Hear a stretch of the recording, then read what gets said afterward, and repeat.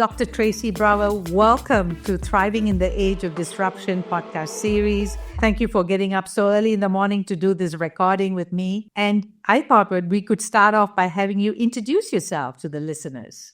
Yeah, absolutely. Thank you for having me. I appreciate it. And I know it's evening for you, so it's good we can connect. I'm Dr. Tracy Brower. I am a PhD sociologist, and I study the sociology of work, how we affect our work, how it affects us. I am a senior contributor with Forbes and contribute as well to Fast Company and lots of other publications. I've written a couple of books. My most recent is called The Secrets to Happiness at Work. And previous to that, Bring Work to Life. And I'm the Vice President of Workplace Insights for Steelcase. Wow. That's so great, because then we've got so many things to discuss today. This podcast is essentially about exploring two key mindsets for the VUCA world, and entrepreneurial mindset as the first mindset.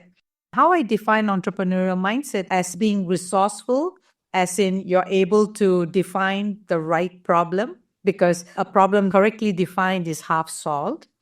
And number two is that you're able to deal with uncertainty effectively and to take risks. And lastly is to create value, whether it's financial or non-financial, as well as for yourself and for all your other stakeholders.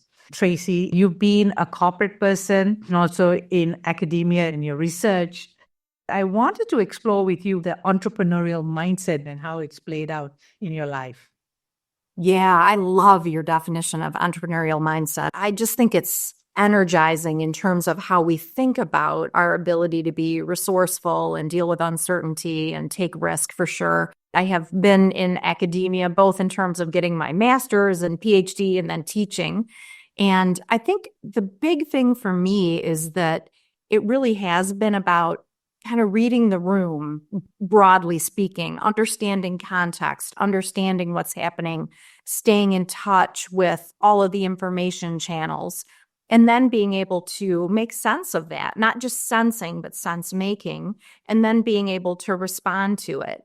And a really big part of how I get energized is that I'm talking to people all the time in terms of like what's happening and what they're seeing and what they're curious about. And then I do research and I'm writing. Then I have something that I'm testing, right? So it's this like reinforcing loop of learn, test, experiment, understand more, learn, test, experiment, understand more, both in terms of the research and in terms of people and their lived experience.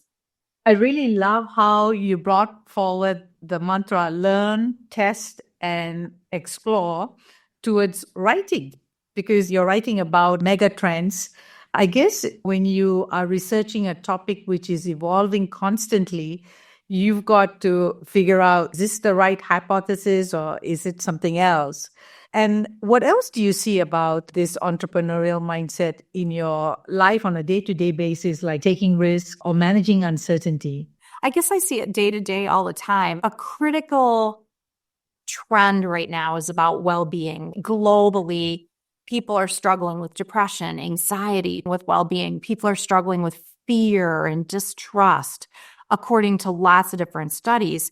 And I think our ability to kind of work through that, find our way and keep moving forward in spite of uncertainty, in spite of fear, is a really big part of the entrepreneurial mindset, right? The way you think about it, which I love, is that you're working through uncertainty. And so the ability to move forward, even when we're uncertain, the ability to move forward, even if we're fearful or feeling like there's a lot of ambiguity, we build our capability, our resilience, right? Like each time you move forward and take a risk and it turns out well, you build your muscle to do that the next time, right? And I think that's a big part of that entrepreneurial mindset is you're constantly learning. And it's related, right, to the growth mindset. If you run into a roadblock or you fail, you don't say to yourself, oh my gosh, I'm unworthy, or I'll never get through it, or oh, never mind, I can't do this. You say to yourself, oh my gosh, what am I going to learn from this? And how do I try it differently next time? And what might I, think about in terms of building my skills? So I think that growth mindset is part of it as well. We encounter uncertainty, we try, we explore, we test, and then we learn what's worked and what hasn't and make adjustments. Oh, nice. You brought us into the second mindset that I was going to discuss, and that's about a crisis ready mindset. Crisis is a setback or a failure, and all of us can react in it in different ways. Either we can freeze, fight, or flee. What's it that you do typically in a crisis? Maybe walk us through a crisis and a daily practice that has actually grounded you. That's a great question. I think that actually takes lots of reflection. I think when I go through a crisis, I pause and try to take a deep breath. I think I try to talk to myself. Like a really big way that I cope is by kind of talking myself through it. Slow down and think about it. I will be able to get through it. I remind myself of how I've been through it before. I know that a really big part of my coping in a crisis is connect with my support network. Get input from people who know, share concerns or uncertainties with people who care, reach out and be able to kind of build coalitions, but also just build support with the people that are part of my network, part of my inner circles. That's a big part of how I cope. Power of being able to talk to ourselves is actually interesting in the sense that there can be two self in that conversation about a crisis. One self which is scared and worried, and there's the other self who is ready and able to move forward. And so if we are effective in being able to get the self who is stopped to move forward, then we literally move forward into the next section and the next section. And the crisis then becomes smaller, and we've actually created a new reality. I love what you just said about that. I think that's really powerful because I do performance coaching. And one of the things that I use is actually to have people see that there are two aspects of themselves. Like we call that the thriving self and the surviving self. And action stops when you're stuck with the surviving self. How do you actually get your thriving self to take charge and to move forward? That's so brilliant. I love that. There's a wonderful book written years ago about like psychology and human development. It's called The Evolving Self.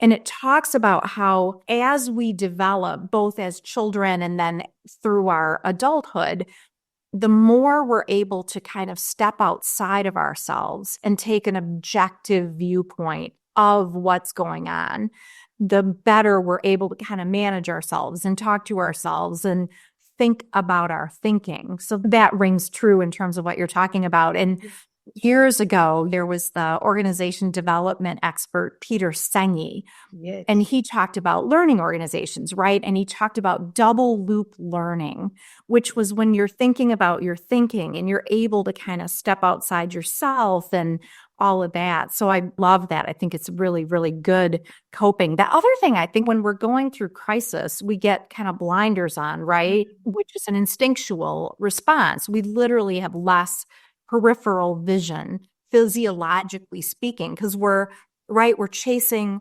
safety if the saber-toothed tiger is coming after us, right? We're watching for the tree and we're running for it because we're going to climb up the tree to get away. And when we're able to kind of manage ourselves and our thinking, we can open those blinders, right? We can have more perspective again and Correct. kind of understand and expand that view, which helps us cope, right? So I love what you're saying. That makes perfect sense. I also wanted to underline the second aspect that you highlighted, which was to connect with our network, because our network provide the care and concern that we need at that point. Also, they can provide information and other kind of resources that we require.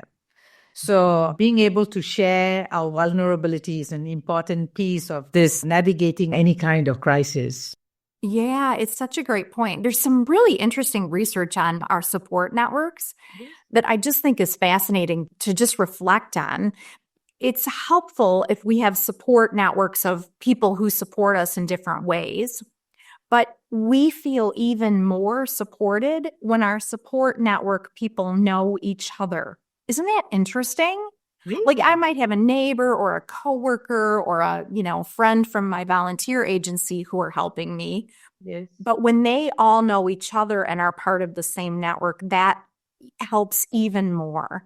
And I love your point about we don't necessarily have to be social workers to each other. We don't all necessarily have to be super experts, right? But when we can offer resources, right, that makes a resource could be a listening ear, a resource could be a meal, a resource could be time together to just get away and have coffee, right? So it's a That's right. great point. I was really pleasantly surprised by what you just shared from your research about the fact that if our support structure knows each other, because it's almost counterintuitive, people criticize me for having people in my network know each other so closely that there's no privacy. But I never found that to be an inhibitor of sorts. It was like I could be free to be myself because everyone knows what I'm dealing with, because that freedom allows me to be openly expressed and to do what I need to do. Whereas most people struggle because we are trying to protect information from leaking out and not really be self expressed. Right. Yes, exactly. And I think years ago, we talked about that as image management, which takes a lot of work. Like I'm somebody for him and then somebody else for her and somebody else for them. And I've got to manage all those pieces of myself. But if I can be more transparent and vulnerable and I don't have to manage all those different selves, that actually gives me energy to manage in other parts of my life. The other interesting thing that I think is related to what you were talking about is we know that from a mental health standpoint, feeling seen, feeling known is a really big part of positive mental health. So if you're like the description that you were just giving, people know you, you feel like there's consistency and continuity in who you are across multiple people. That's that whole idea of being seen, being known, right? So it contributes to well-being.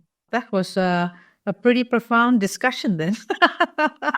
I wanted to talk a little bit about some of the work that you've been publishing on LinkedIn and other media about your research. We can talk a little bit about happiness at the workplace. We can talk about work to life balance. Share a little bit about some of the trends that you are observing. Sure, absolutely. One of the things that's trending right now is that work is a grind and work is negative. And there's this whole narrative globally, right? Like less work is always better. And I just think that's actually really damaging because the truth is that work is a place that we absolutely get a sense of well-being, get a sense of purpose, get a sense of connection, have the opportunity to learn, have the opportunity to perform. And those are correlated with happiness. And so work ends up being not the only avenue, but one avenue toward feeling positively. And so that narrative, that trend around negativity for work, we need to think differently about that, right? And if we can kind of shift that narrative, I think that would be so incredible for us, right? And not every job is ideal. Of course, we're going to have things that we like and things that we don't. Certain work may not be intrinsically amazing, right? Like we're not necessarily going to jump out of bed every morning singing and dancing, but all work has dignity, and that opportunity to express our talents, express our capabilities, contribute to our community. We all have an instinct to matter, and work is one of the ways that we get that need met. And so, is this particular trend isolated in a particular age group, or is it general for all kinds of people? Yeah, that's a great question. I don't get asked that question very much. We are seeing greater concerns the younger people are. And that has to do with well-being as well. Like people are seeking purpose, they're seeking connection, they're feeling disconnected, they're feeling less embedded, entangled, positively entangled, engaged in their work. And that tends to correlate with age. So the younger people are, the more they're struggling. The older people are, the less they're struggling. And I think that has to do with social media. I think it has to do with the narrative. I think it has to do with the way that we compare. I think it has to do with the way that we've redefined work in society. There is correlation in terms of not just age, but life stage as well. Right. Well, that's interesting. I run a consulting firm and we do corporate culture work, but from time to time, we also work with different audience. Recently, we worked with a group of young adults who are in their early 20s. They were in university and looking at what they wanted to do for the future. And one of the trends that we've observed in Asia, especially in large countries like India and China, because you have these first tier and then the second tier states or provinces, what happens is that the kids who go to uni in the second tier cities generally sort of give up. And there's a sense of lack of aspiration or motivation. And that sort of shapes their perspectives about what they want to do for the future. So we started to engage in a conversation where they could create their purpose and to look at, and also to give them some tools whereby they could generate choice as well as to elevate a conversation where they're not experiencing being an individual, but belong and be part of a collective. So there is a sense, at least for some younger people, that it's almost impossible to make it. I wonder whether you see that in the US. Yeah, absolutely. And this point about both purpose and connection, I mean, there's kind of a big five that contribute to happiness. There's so much research on all the things, right? Yes. Pets, nature, and naps, and all the things. But the big five, a couple of those are purpose and connection, which you just talked about, right? And I think one of the challenges is that we tend to think of purpose as this big thing, right? Like we have to solve world peace or solve world hunger. Yes. And I think a better way to think about purpose is just that small thing that you do that matters to others, that the way that you show up, that small contribution you make, which is a big contribution, right? Because each of us is contributing in our small way. And I always like to think about purpose. It's kind of three things. It's that thing that's bigger than yourself outside of you. Number two, it's that unique contribution that you can make to that thing. And then number three, it's always about people, right? It's not just about corporate results or patient satisfaction if you're in healthcare. It has to do with how are we really, really affecting each other? And I love your point that like purpose and connection, that feeling that we're connected to others, that feeling that we matter, are so linked together because when we have that shared purpose, that makes a difference. Belonging doesn't just come from being around other people. Belonging comes from a shared sense of social identity. So we showed up together to do something, right? Even if we don't know each other really well, even if we don't interact minute by minute, we're still kind of here together to do something that matters to each of us. And so that purpose and connection are both super correlated with happiness. And you're so right. Like ambition doesn't have to be about kind of rising or hierarchy or pay or promotion. Ambition can be about how ambitious we are in making a difference, how ambitious we are in feeling like we're contributing to our community, like we were talking about before. So I love the points. I love that connection that you're making and that coaching that you're doing as well, right? Because that's a really big part of people having a sense of well-being and happiness. And also to be able to deal with the disruption because the rate of change is so rapid that it's really difficult to ground ourselves in any one thing, especially in the last 5 years. AI is here, but who knows what's the next? And before that, it was the Internet of Things. And before that was something else, right? But it's all happening at the same time. Right, exactly. I love that. Yeah. And purpose gives us that grounding. Like all these things can be shifting around us. And purpose gives us that sense of kind of continuity. And I think that's a really important part of happiness as well is empowerment, right? Like all the things, the external realities, the things we're facing, there's always going to be challenges. And so I think sometimes the mindset is, and then I'll be happy.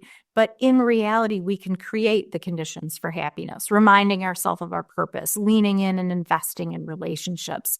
And I think your point about technology, right? Like that's another huge trend right now. And the most interesting thing about that is how it affects our identity.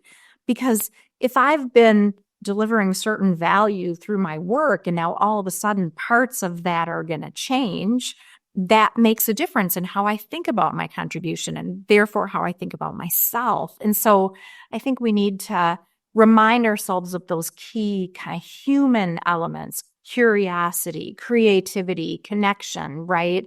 Technology can do lots and lots and lots and lots of things, but there's a human element that is also a really important part of identity. So that'll be a really interesting and important way that we maintain our grounding through the technological changes that are coming.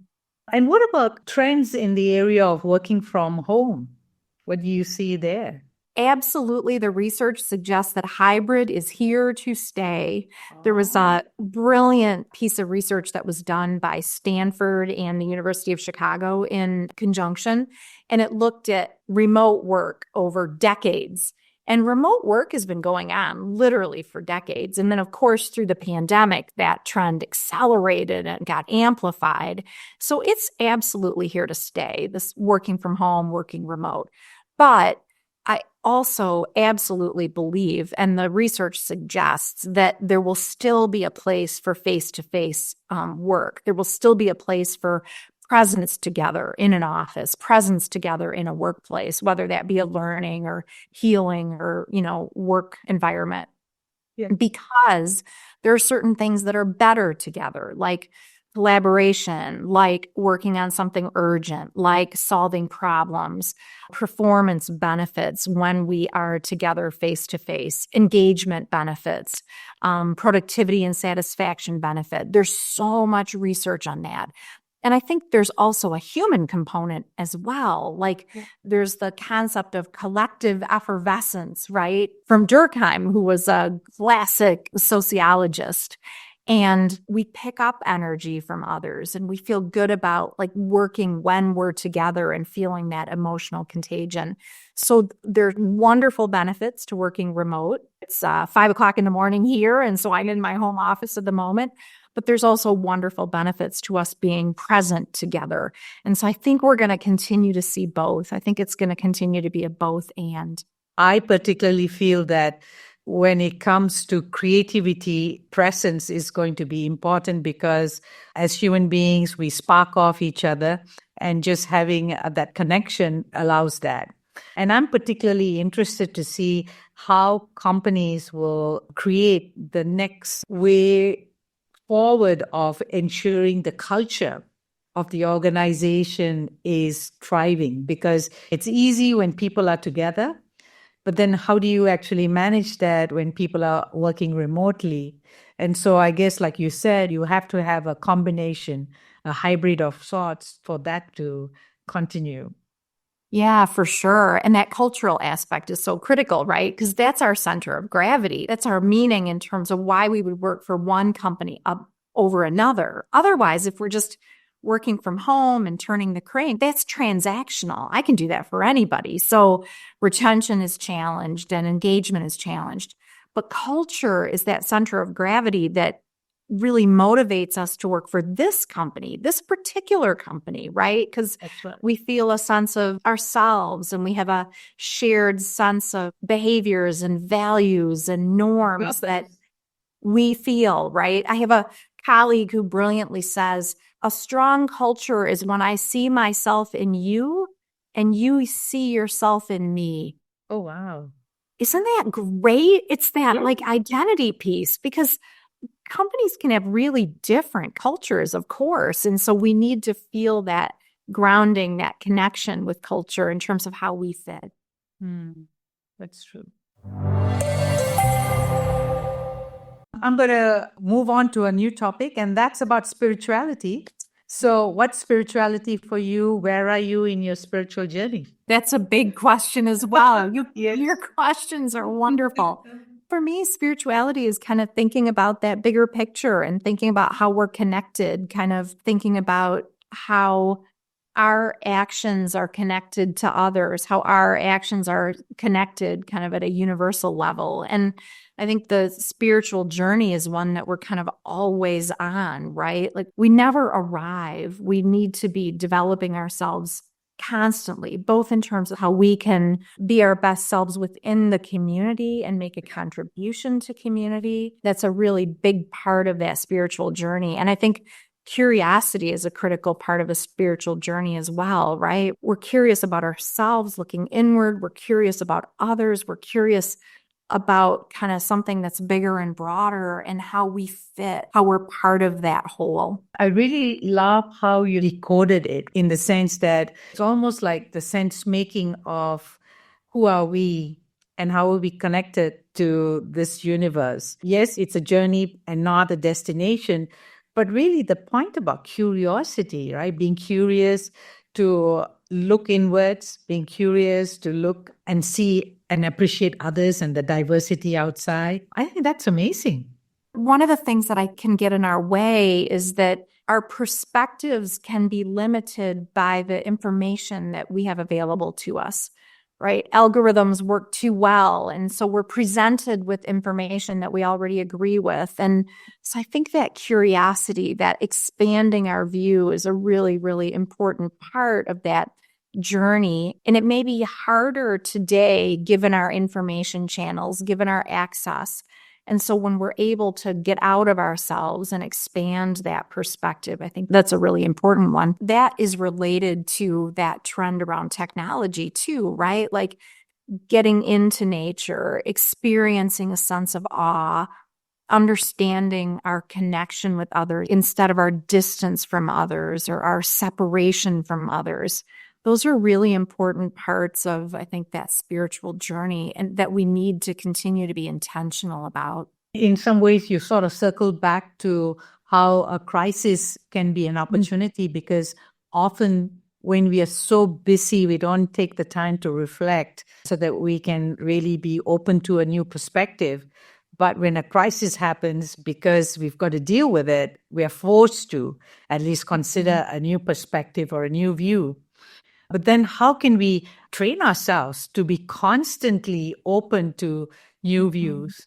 And I guess maybe being out there in the nature, walking, being present to what, outside of ourselves is also a good way to be able to form these new perspectives and new views. Yeah, I love your point about reflection as well, right? Like reminding ourselves to pause and reflect. I think we can get into this like we're acting and taking action, and that pausing and reflecting is a really big part of learning and growth completely. That opportunity to kind of be out in nature, it's so correlated with happiness and well-being. And it's really interesting. There's research on the experience of awe. And when we have an experience of awe, we engage different parts of our brain. We have less blood flow to the part of our brain that's worried about vigilance, how we're being perceived, how we're perceiving others. And we have more blood flow to the part of our brain that is more emotional. And interestingly, the experience of awe is usually an experience of feeling small in relationship to something that's really big, like you're standing at the ocean, or you're standing at a mountaintop, or you're just in the woods amazed by the beautiful colors of the fall, or you're looking into the eyes of a child or listening to a laughter of a child. And so it's that experience of feeling small in relationship to something that's really big and meaningful. And so that sense of awe is really good for reflection and perspective and grounding. So I think it's just interesting in terms of what's going on neurologically and why nature tends to be that source for awe often.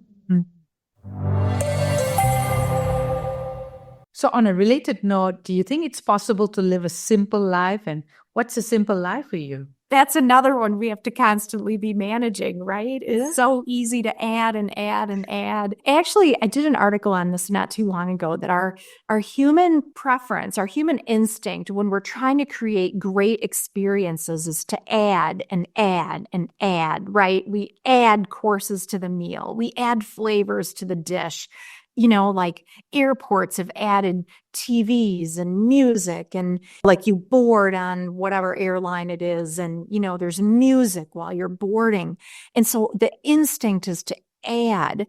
And sometimes a better experience is to subtract. Like travel is so stressful and there's so much going on, and you have very little control over whether you're going to make it on time and, how the flight's going to go. And so sometimes less is more, like less TVs, less music, less noise, right?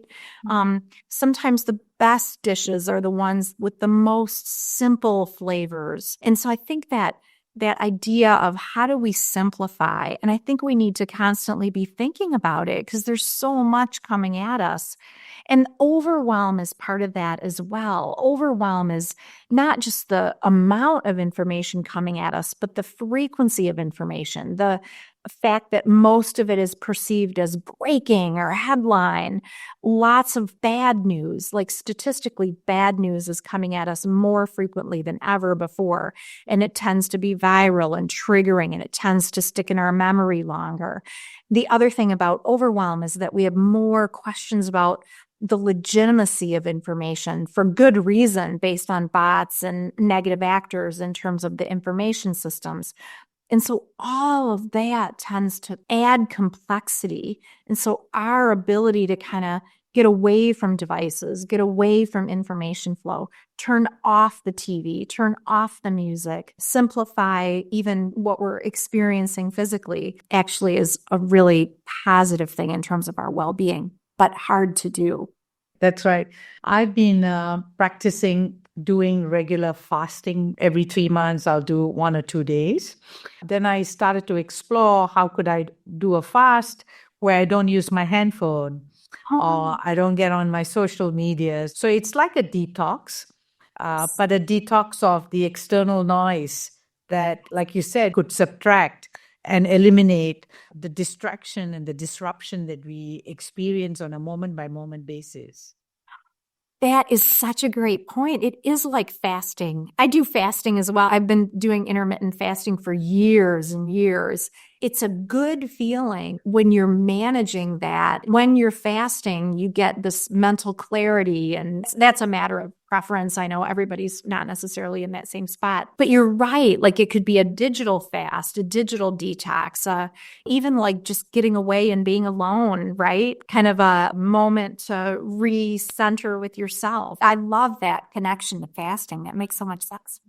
If you had to use 3 words to describe thriving, how would you describe that? 3 words to describe thriving. There's actually research on this one too. It comes out of child development literature and the literature around elite athletes. And so thriving is always about reaching your personal best, like you're leaning in and you're performing. So performance would be one word. Yeah. Another element of thriving is always trying and kind of striving for the next thing. Like it's, okay, I have my personal best on the sprint, but how am I going to trim time off of that even more? And I think thriving is also about community. Like, so the 3 words I would use are probably performance, learning, and community. Oh, lovely. Thank you. I'm curious about sustainability. We define that as the ongoing thriving of a living system. Most people relate to that as the climate crisis, recycling. But what is it for you? Yeah, I think it's both. I think the climate crisis and the goals to be net zero and the expectations for that. Steelcase is a wonderful example of sustainability and expectations for net zero. So I think in some ways the environment is a tangible way for us to think about sustainability. Like when we think about sustainability as humans, it might feel more conceptual or more ethereal. Like, what does that really mean for me? And so when we think about environment, it's like a microcosm or like a tangible way to consider sustainability. But I really like your point when we think about humans is about ongoing thriving and ongoing learning and the ongoing nature, I think, too, of how we set boundaries. You know how we'll say, like, oh my gosh, I'm stretched so thin, this isn't sustainable. So I think sustainability also has to do with our choices and how we're kind of managing ourselves and managing where we're putting our energy. Am I traveling so much and on the road that I don't have the right time for my family? Am I working too much in relationship to self-care? Am I maybe relaxing too much and not leaning in enough? Sustainability, I think, has something to do with that balance and that dynamic tension between all the elements of our work and our life. What drives your passion for exploring the sociology of work? And what key insights have you discovered about how people find meaning in their work?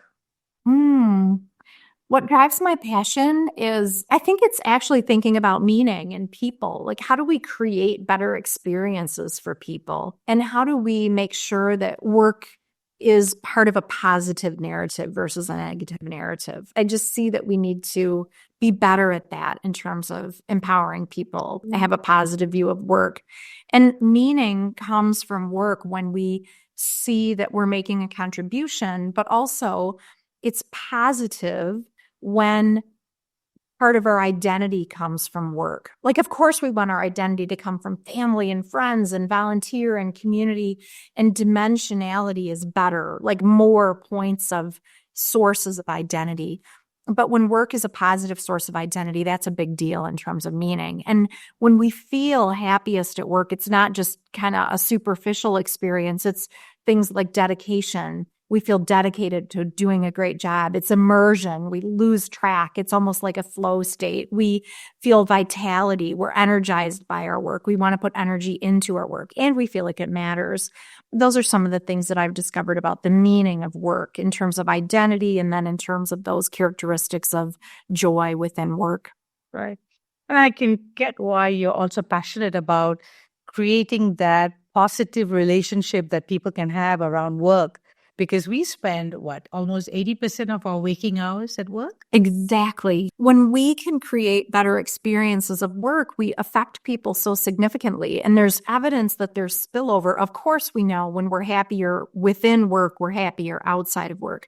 But the opposite is also true. When we're happier outside of work, we tend to perceive more happiness within work. And so it's not that work and life are totally separate things. Work is part of a full life. It's that back to that idea we all have an instinct to matter. And so work is part of that full experience.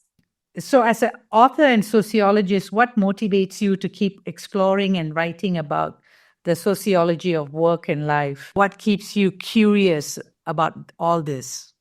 I think what keeps me curious is something that you said earlier, like it's changing all the time. We never kind of figure it out. We never arrive, right? Like the dynamics of work are changing. The context is changing.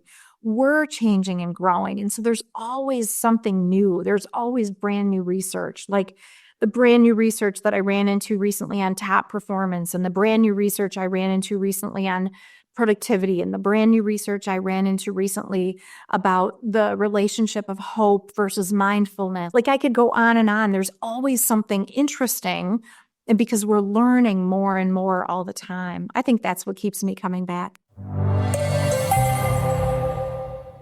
I'm going to ask you some fun questions. What's your favorite book? Oh, it's really hard. I read so many books every single year. What's my favorite? Oh, gosh. That's hard. That's really hard. What's your favorite travel destination? We went to Southeast Asia over the holidays for a few weeks, and somebody said, "What was your favorite place?" And I said, "I think my favorite was the fact that there was so much variety. Like we've been to Europe, and we've been to Southeast Asia, and we've been all over the US. And so I think we're better people the more we travel. So I love Singapore. I loved being in Vietnam. I loved Thailand. I've loved Italy. There's so many different places where I really, really appreciated. I loved Greece. Oh my gosh, I love Slovakia. There's so many interesting places. And if you can have dinner with anyone, who would it be? I really think Warren Buffett is an interesting leader. That would be interesting to talk about leadership and to talk about motivating people and investing, both literally and figuratively. That's right. What's the best advice that you've ever received? The advice that I received was, and this is actually a quote by Robert Baralt, enjoy the little things in life because someday you'll realize they were the big things. I actually got that advice. A colleague passed away when he was really, really young. Like he had young children and, he was kind of just starting out in his life and it was heartbreaking and terrible.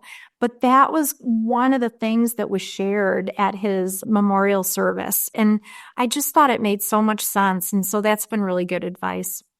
Yeah, absolutely. If you could have any superpower, what superpower would you like to have? I think probably the superpower of just connecting and building rapport with other people. You do a good job with that. In fact, a great job with you. that. So it must be already a superpower. You're too kind. Thank you, Dr. Tracy Brower, for the interesting hour that we've had together. Thanks for having me. Thanks for the wonderful dialogue. I really appreciate it. Yeah, me too. Really been enriching to have this conversation together. Awesome. Well, thanks for having me. I appreciate it.